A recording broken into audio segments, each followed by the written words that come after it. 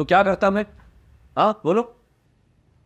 भाई अकलमंदी और शराफत का तकाजा तो ये था कि उनसे सलीके से बात की जाती, ना कि यूं दो टोक उन्हें जवाब दे दिया जाता। सुभान अल्लाह, उनसे सलीके की बात करता जिन्हें सलीके की बात करना आती नहीं। भाई ये जो इजाज दुरानी है ना, उनका तो अकड़ना बनता है। वो ठहरे रईस, आप गुर्बत में किस चक्कर में अकड़ रहे? यही तो बात है, जिसे तुम अकड़ और जिद समझ रही ना, वो मेरी दूर अंदेशी है। अरे पलट कर देखो क्या हाल किया हमारे बच्चे का। इन दोनों खानदानों में जितनी तलखी हुई ना, ये रिश्ता होता मुझे नजर नहीं आ रहा। कि अगर वो खुद पैगाम दे रहे हैं तो मतलब साफ है, यानी वो लड़ाई झगड़ा खत्म करके रिश्ता करना चाहते हैं। उनके चाहने से क्या होता है? तो फिर किसके चाहने से होता है? मेरे चाहने से बाबा। मैं वफा से ही शादी करूंगा। अच्छा,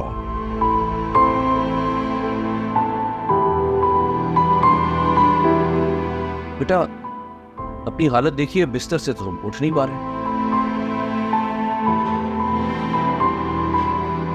क्या हाल, क्या दुर्गत बनी हुई है तुम्हारी। मैं तब भी कहता था, अब भी कहता हूं, ये ताल्लुक और ये रिश्ता बेजोड़ है। बाबा मेरी वफा से कमिटमेंट है, मेरा खुद से वादा है। जो कुछ हुआ उससे मैं वफा का क्या कसूर है? उसके डैड ने अगर ये सब मेरे साथ किया, क्या इस बात की वजह से मैं अपने वादे से फिर जाऊं? तो मैं कैसा वादा जो निभा ना सकूं? मैं गया था उनकी दौलत खाने पर, उनके गलीचों में मेरी चप्पल धसी जा रही थी। रोब और दबदबे और इमारत का ये आलम था कि मैं अपना सर नहीं उठा पा रहा था। ये जो रुतबे का बोझ होता है ना बेटा, ये हमसे और तुमसे उठाया नहीं। अब उनकी इमारत और रुतबे से मेरा क्या लेना देना? वफा और मैं एक दूसरे से प्यार करते हैं। मैं उसे जिस तरीके से रखूंगा वो खुश रहेगी। बेटा ये बातें किताबों और अफसानों में अच्छी लगती हैं, और बिस्तर पर यूं जख्मी टांगों के साथ तो बिल्कुल अच्छी नहीं लगती। असल दुनिया में ऐसी हरकतें करो ना तो दुनिया उल्टी पुल्टी हो जाती है। उसका सगा बाप है वो, और वफा उसकी अकलौती औलाद है।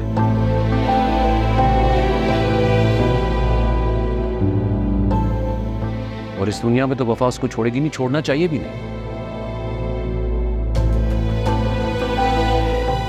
बात तो ये है कि तुम उस दुनिया में कैसे गुजारा कर रहे हो। मुझे क्यों जाना है उसकी दुनिया में? मैं अपनी दुनिया में खुश हूं। इसकी ऊंच नीच पता है मुझे। हमारे क्लास में और उनके क्लास में क्या फर्क है अच्छी तरह से जानता हूं। पर वफा एक अच्छी लड़की है बाबा, सुनने मेरी बात। मेरी अकल ये बात नहीं मानती।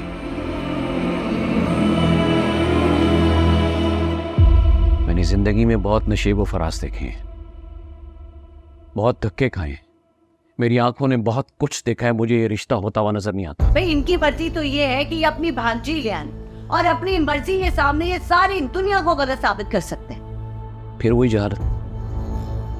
बेटा एक बात याद रखना, जिंदगी में हमेशा वो लड़की चुनो जो जाहिल ना हो, वरना जिस तरह तुम्हारे बाप की जिंदगी में जहर घुला है ना, तुम्हारी जिंदगी में घुल जाएगा।